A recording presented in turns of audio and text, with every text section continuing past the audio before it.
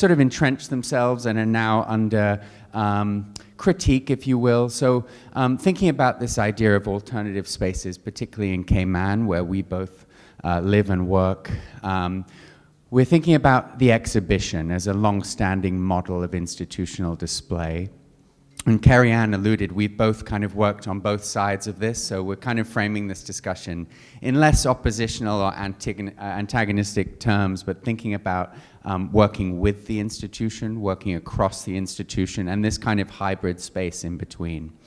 And then we're going to also have a think about this idea of audience and how that's shifted in recent years from this typical gallery or museum visitor, and we imagine what that person might look like and their life and lived experience and how that has evolved in terms of socioeconomic demographics and some of these ongoing thorny issues of kind of access and exclusivity that we're still addressing today.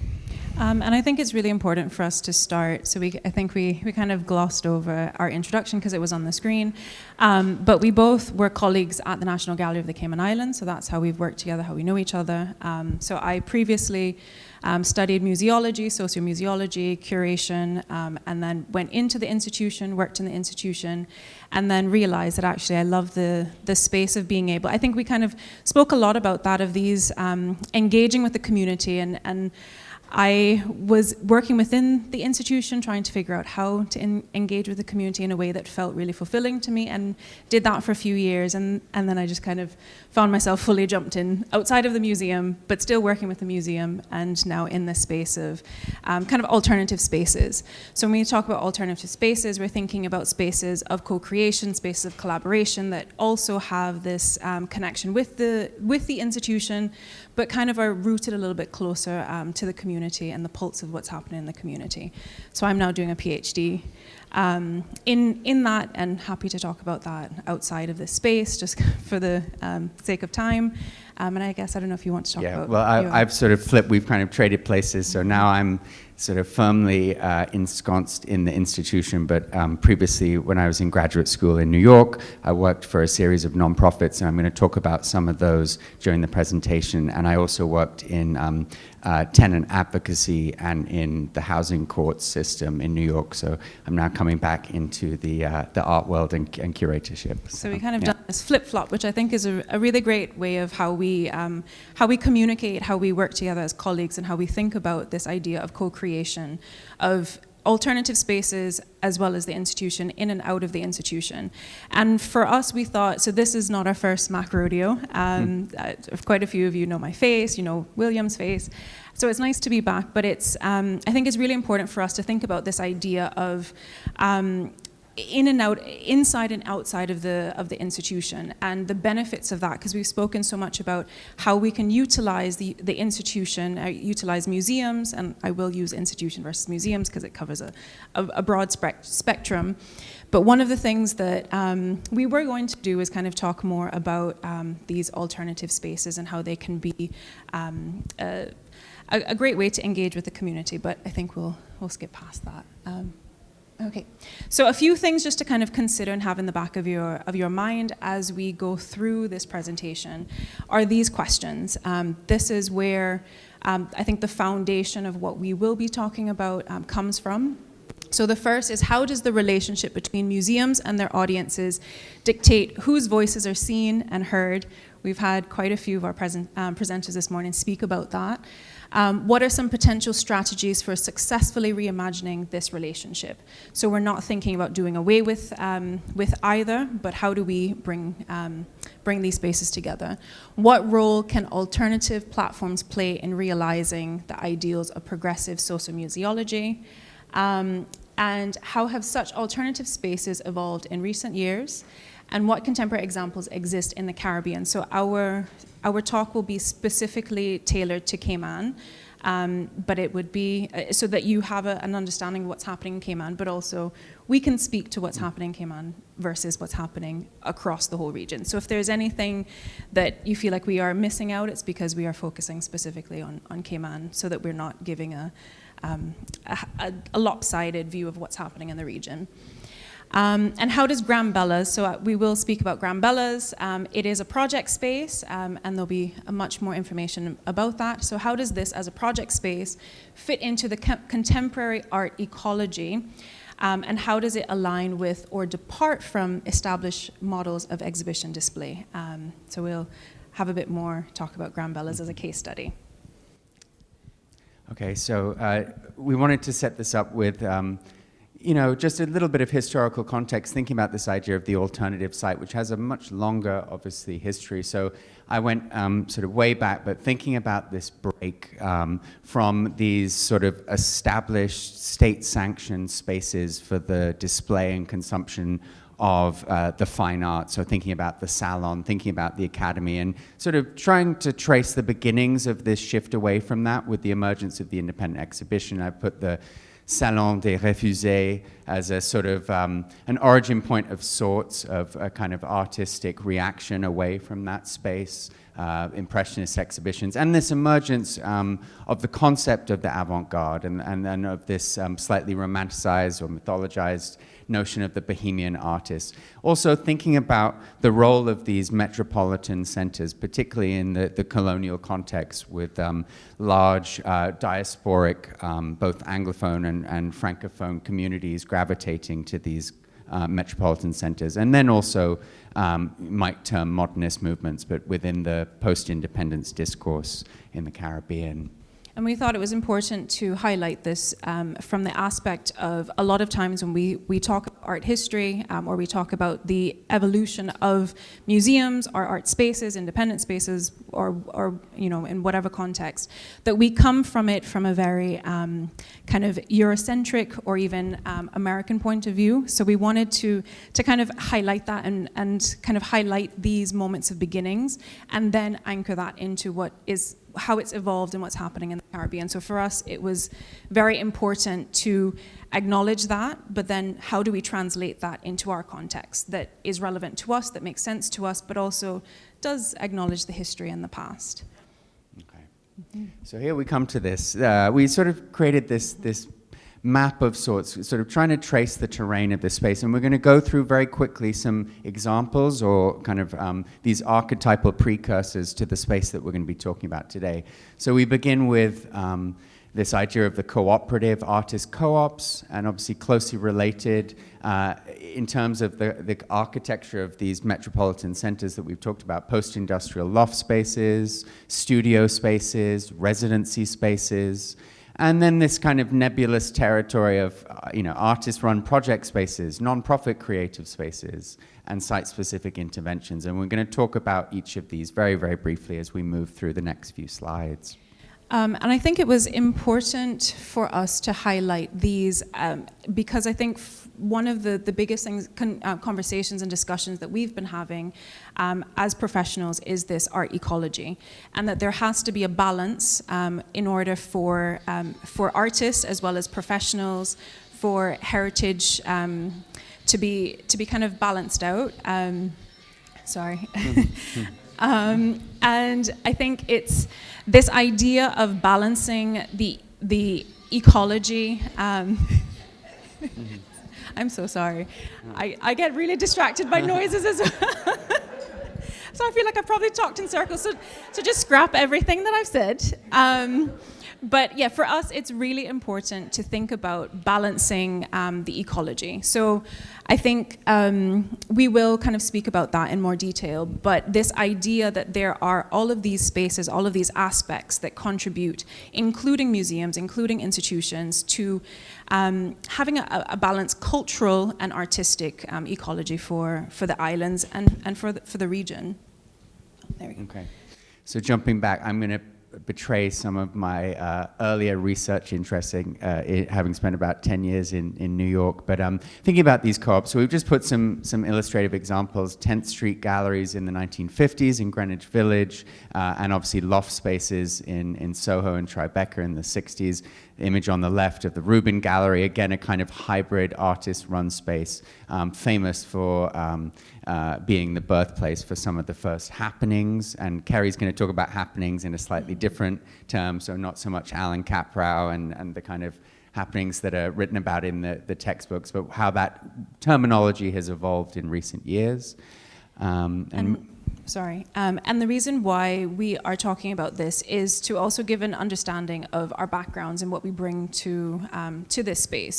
So as William was saying, that this was his research and this was his interest as he was working kind of in these cooperative spaces while he was living in New York, and then bringing that knowledge to Cayman.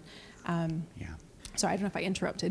Let's move on. We've got... and then really quickly, thinking about artist co-ops, I will kind of come back to this idea of artist co-ops as the foundation of Grambellas and as a project space. Mm-hmm. So cooperative studio spaces. So I just wanted to pick out a couple of examples here. Westbeth Artist Community in New York is actually a really interesting space. Converted in the late 60s and conversion by the architect Richard Meyer, but has housed and continues to house artists in the West Village, was the home of the Merce Cunningham Dance Company, and now Martha Graham Dance Company has its studios there. Artists paying on average about $800 a month for residential studio space, and obviously it was also the home of the former home of Bell Laboratories, so an interesting conversion from this post-industrial usage, and Space Studios here on the right in London. And you worked for Westbeth. For the Merce Cunningham. In Merce Cunningham, yes, for a while. So that's the connection there. All right. Artist residencies, so a couple examples here. ISCP in Brooklyn, for those who don't know it, I kind of call it the United Nations of residency programs. So you go there, artists from all over the globe, and it's really this idea of a hub or incubator space. So there's a curatorial, an art critics program, and also visual artists working together. And then on the right here, we have a more local example from Aruba, the Caribbean-linked residency program. This was an earlier example from several years ago, a really creative and interesting residency program here in Aruba. And this is kind of where we now bring it into the Caribbean. So, well, slightly, still kind of in the diasporic space. So this is, I don't know if a few people may know Blue Curry. So he's a Bahamian artist that has lived and practiced in London for a very long time. So he has recently opened a space in London that's called Ruby Cruel. And the purpose of this space is to provide opportunities for Caribbean diaspora or Caribbean artists that are moving in and through London. So there are opportunities. So last year, September, I did a residency as the resident researcher and writer in the space. And the reason why we were highlighting all of these spaces is to show the opportunities of how we can kind of balance, as I was saying earlier, that ecosystem. So it's really important for us to think within the region, but also within the diaspora, throughout the, I guess, global community, how we can connect in that sense. And pop-up exhibitions and happenings. So this is now coming from my background. So quite a few years ago, my first touch of the art world was that I trained as a visual artist and operated in shared spaces when I was working in the UK. And with that we had a series of these, we call them happenings, not like Alan Cabral in New York, but it was this opportunity to utilize our houses. So we didn't, as artists, we didn't have kind of the financial means or the resources to go and rent spaces at the time. We were thinking about activating disused spaces, but it was just really difficult. So we did that. We did it in our homes, and we had these series of happenings as a way to kind of balance. And there's a lot of theory talking about like the home, and I won't go into that, but for us it was really important of thinking of how do we activate other spaces when it feels like at that moment we didn't have the capability to step into the museum space because we weren't well known, we weren't established, we didn't have those kind of resources under our belt. Mm-hmm. And then we're going to talk a little bit about this idea related to what Carrie said of, site-specific interventions. So I put a couple of images here. On the left, this is actually the artist Nari Ward.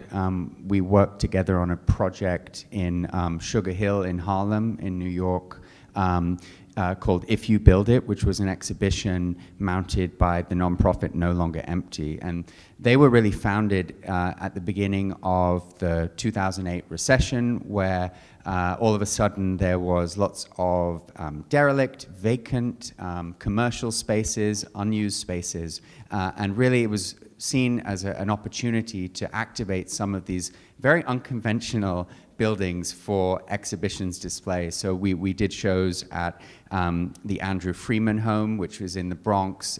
It's actually a quite palatial former senior citizens home where we had an exhibition, a beauty parlor in Chinatown. And in Harlem, the Nigerian architect David Adaje was commissioned to build this low-income housing project up on 150th Street. It's slightly strange, kind of large modern structure, but in that, alongside the low-income housing, we had a 6-month-long artist residency and exhibition space. So this is a project, Sugar Hill Smiles, with the artist Nari Ward. And on the right here, Blue Curry, his intervention for the Kingston Biennial in 2013 as well. So really quickly, some of you will know these spaces quite intimately. So we're looking at NLS Kingston, we're looking at Fresh Milk in Barbados, Alice Yard in Trinidad. And so my personal research, so now we will kind of come into the meat of what we'll be speaking about for the next couple of minutes, is Grambella's as a project space that comes out of co-creation and collaboration with the National Gallery.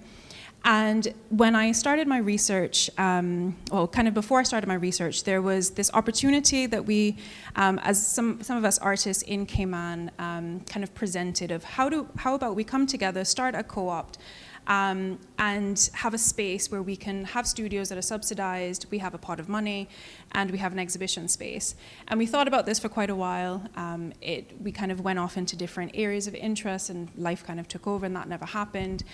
And I kind of thought about it for a very long time, about this idea of supporting each other to be able to kind of serve the community, but also serve the museum, in the sense of producing better, that's an interesting word, producing works that are more critical, that have more engagement because of the conversations that would come out from it, developing our practice to be able to rise when there's calls, call outs for exhibitions or different commissions, that we would be able to serve the community and the institution or the museum in that sense. I then, let's see if I can, wrong way. Okay, so this is Grambella's. Welcome to Grambella's. Welcome to the backyard. And this idea of this co-op space, so this was a space that my family owned. It is an ancestral property, so it has been kind of purchased, handover, bought, fought for over the years within our family, and now kind of sits within an opportunity as an empty space of possibility.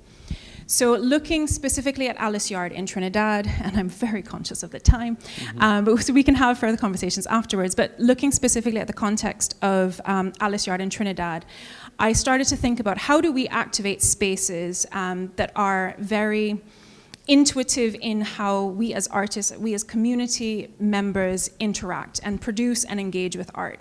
And it was this concept of the backyard space. So we all know, a yard space, a backyard space.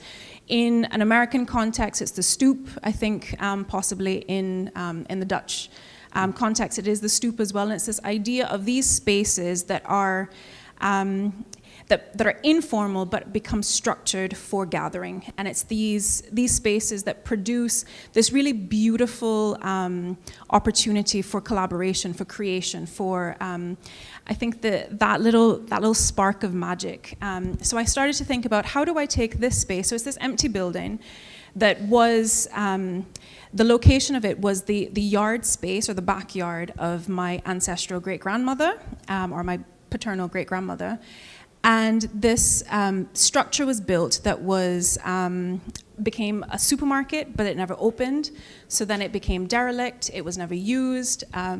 Kids used to go, my brother and I used to go in there and kind of throw paint on the walls, build these forts, and it kind of became this no man's land space of like a backyard extension of a yard. Across the street is the ocean, so it has this really beautiful connection to the sea.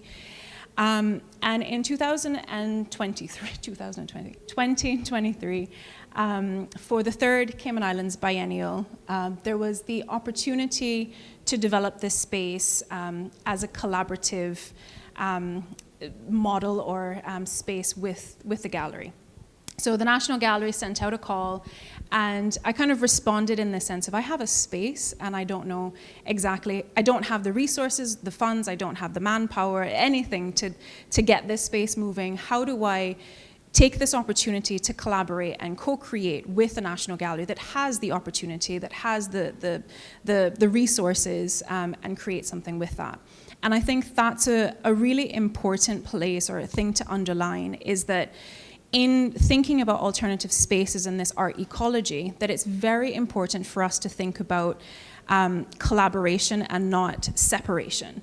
Because when we start to remove one or the other, then there is that's where you have these these potholes of resources, these empty pockets where resources could have been injected or opportunities could have been presented.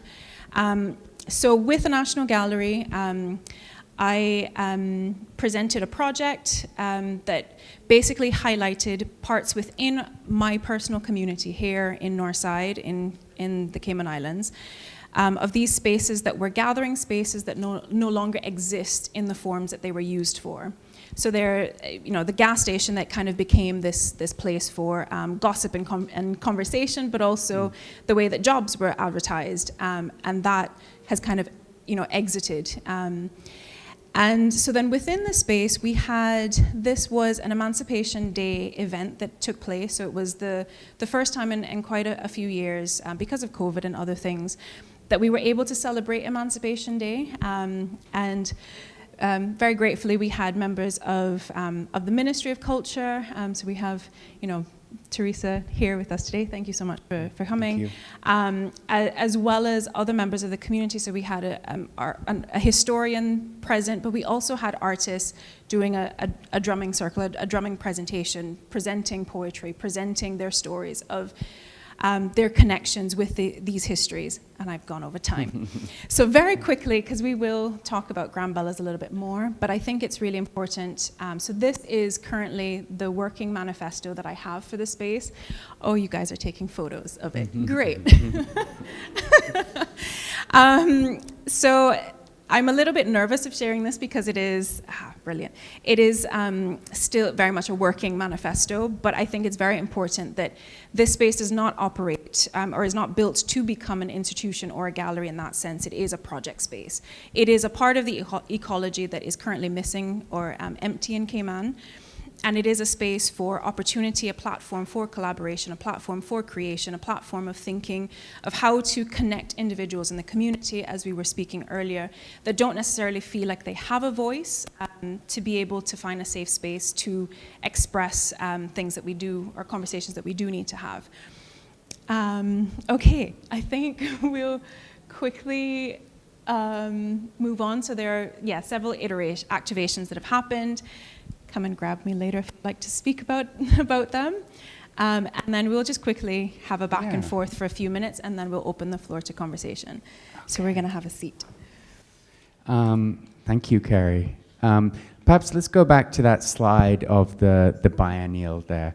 Okay, so I just wanted to talk about this idea of collaboration between and beyond and across the institution. So the Cayman Islands Biennial was only founded in 2019, so this was our third and most recent iteration of the biennial. And being that we are a nation of 3 islands, centered with our outer districts being further outlying, we really wanted to activate this biennial model in which there's a kind of move away from this centralization, a decentered approach, multi-site, multi-venue tri-island. And so Grand Bellas was really situated in the forefront of that effort. It's also a kind of hybrid space in that we were thinking about how do you portray or how do you present ephemeral work or non-traditional work within the confines of the gallery. So for this project, it had sort of several layers to it, one of which we were thinking about Robert Smithson and his concept of the non-site, so the site and the non-site, about a documentary archive. So as Kerry mentioned, within this wider project and the portrait series of community members, there's also an honoring of these everyday locations, as you mentioned, the fishing dock, the gas station, right? These sites of everyday life. And so there were also a series of Polaroid photographs that were taken, and those were displayed almost like these, what would you say, etchings, rubbings on the wall. And actually, in situ in the gallery, they took on, they had been outside in the sun, so they had this kind of weathered texture. And in the course of the exhibition, even in those 3 months, we're talking about change and development. Some of these sites actually disappeared. So it was this idea of a kind of archiving of community memory, and a really interesting collaboration between the gallery and yourself. Yeah, and I think it's really important to note that Grand Bellas is situated or located in one of the smaller districts that is kind of seen as like the countryside. So it's a lot further away from where a lot of the central shopping villages or spaces are, but also where the National Gallery is located. So the National Gallery and the National Museum are located in the capital, so in Georgetown, and just for context, Cayman has like 83,000 people, so we are quite a small community, nation, island, country. So it was really important to have the opportunity to, one, represent what is always seen as this neglected space. So Northside always felt like it was, because it's way out, it's an outlier, that it, a lot of times it felt in the years that resource-wise it was neglected in terms of development. It has been one of the smaller communities.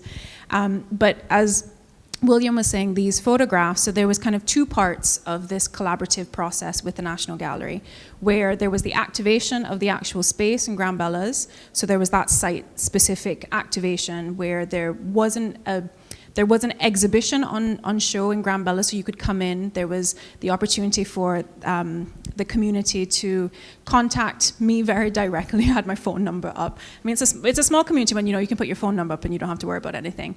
Where the community contacted me to add photos of the spaces that we had highlighted. But then there was the component of there also being a physical exhibition at the National Gallery. So there was this representation that we are, one, highlighting and first standing in the space of being in the local community, but then also representing that local community to kind of the wider community. So it's not just local, but it is a bit farther accessible. I'm going to ask you one more question, and then I think we should open it up. Can we move the slide forward to a more recent iteration of the space? Okay. So thinking about this, you've kind of outlined this idea of perhaps what you might call your curatorial philosophy for the space, for want of a sort of grandiose term. But how have you been putting that theory into practice through these specific examples of programming? So we're looking at what you would not call an exhibition, and some of the other events, happenings, goings on. How do you feel that the space, as the architecture evolves, because I know you're planning to develop this further, it is still something of a shell, not in a derogatory term, it's a beautiful shell. But how do you see that evolving, and how do you see the space itself, maybe even the architecture of the space, as a kind of symbolic embodiment of that curatorial philosophy?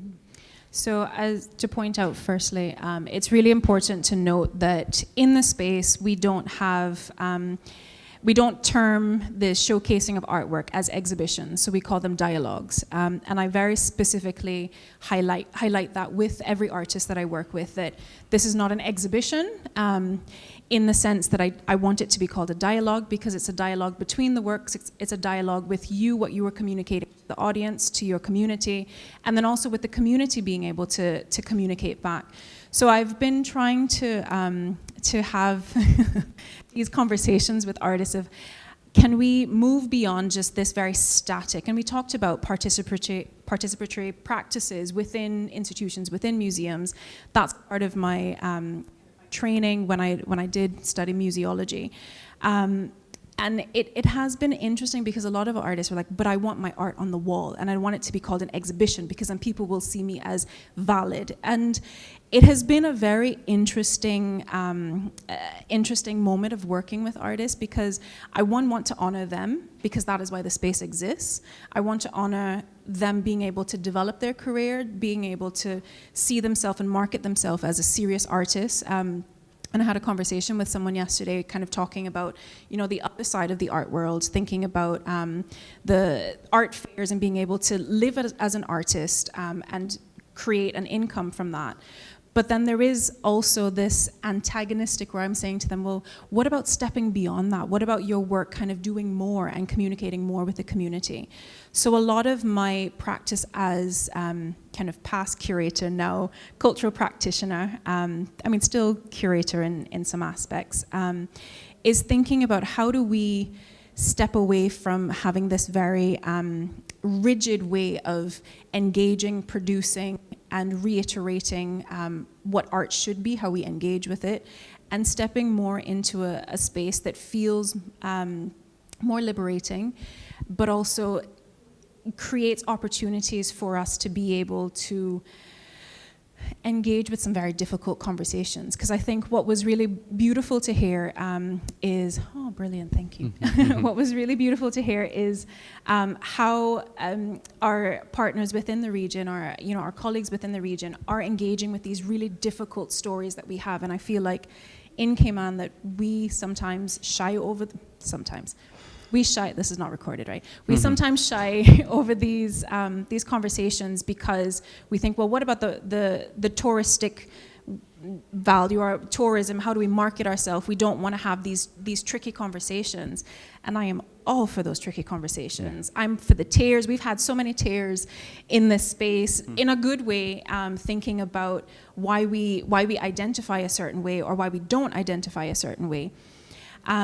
So thinking about the future of developing the space, yes, it is a beautiful shell. It's really, I love being in the space. People, it's this idea of this kind of rundown industrial space that exists with the ocean across the street.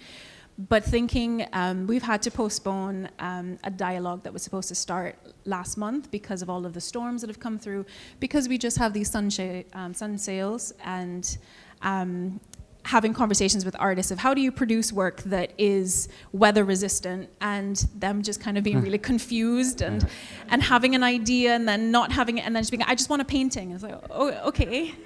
And then, then that feels like one as a member of the community, but also as someone that, that is running this space, that, I'm kind of letting the community down because we haven't had this dialogue actually be on the walls. We've had to postpone it. But then, so now it's kind of that space of formalizing, and I've, kind of been hesitant, but formalizing the space to be able to be registered as a nonprofit, to be able to seek funding and to build properly. Thank you. Our time is up, by the way. That's why I stopped so abruptly. But if anyone would love to have further conversations, questions for Will and I, whether that is from an institutional point of view, from kind of these alternative space, working in these alternative ways, we'd be more than happy throughout the conference. If anyone wants to speak about fundraising, come and see me. I'd love to have those conversations. But thank you so much for listening. Thank you.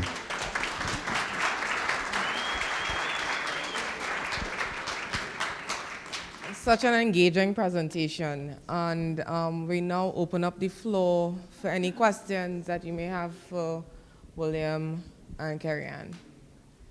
Okay, so we have one to the back there.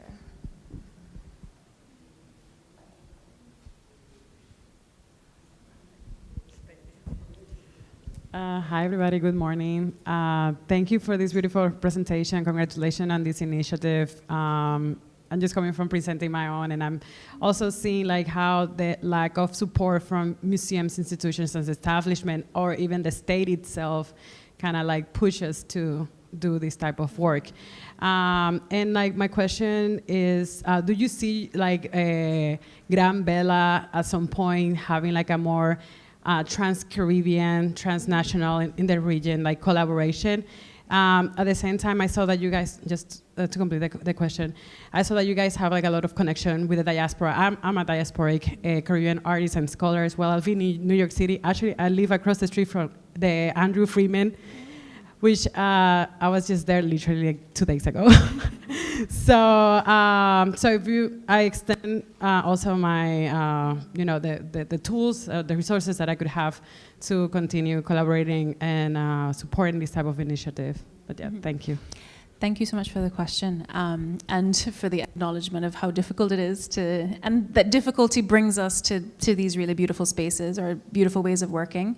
In terms of kind of cross-regional and diasporic connections, that's one of the visions that I have for Gran Vela. So I do have an architect that has drawn up the plans to have actual like a residency space that artists could come and stay.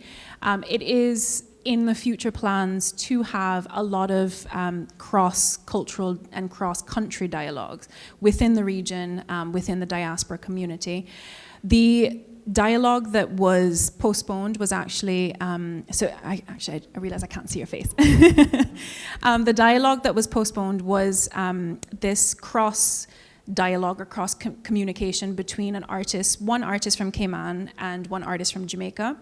And I thought that was a really interesting point to start with, because Cayman is the child of Jamaica. I mean, although we are a British colony, but if it wasn't for Jamaica, Cayman would have not have developed.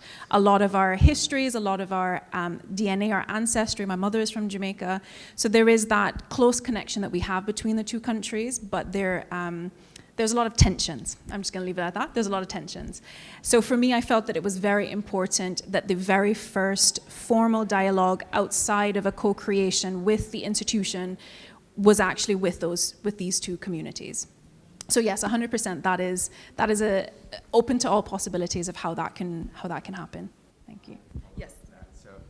Also thinking, just a quick follow-up in terms of institutional support. In Cayman, with the biennial, we are looking to expand that to more of a regional platform for the next iteration, which is in 2025. We have 3 major national cultural organizations in the Cayman Islands. So the National Museum, which the purview is more kind of social cultural history, the National Gallery, we're really the National Art Museum, and the Cayman National Cultural Foundation, which is our national theater and performing arts center. And they actually have oversight of one of our very important historic homes, which is Miss Lassie's house. It's a traditional wattle and daub cottage built in the early 1880s. And behind that building, CNCF have recently renovated a duplex space, which is going to be run, it's already begun with local artists as an artist residency space. So that's supported by the Cayman Islands government and CNCF. So that's another opportunity where hopefully in the near future we'll have artists from across the Caribbean coming to Cayman and get some of that kind of cross-pollination, and hopefully in the other direction as well with Caymanian artists who we showed the slide of Caribbean Linked in Aruba. We've had 2 Caymanian artists, I think Simon Tatum and John Reno Jackson in the last 5-6 years. Be able to go to Aruba and kind of network with their Caribbean colleagues. Yeah, and the Bahamas. Okay, we could probably take one last question if anyone wants to throw it out. Okay.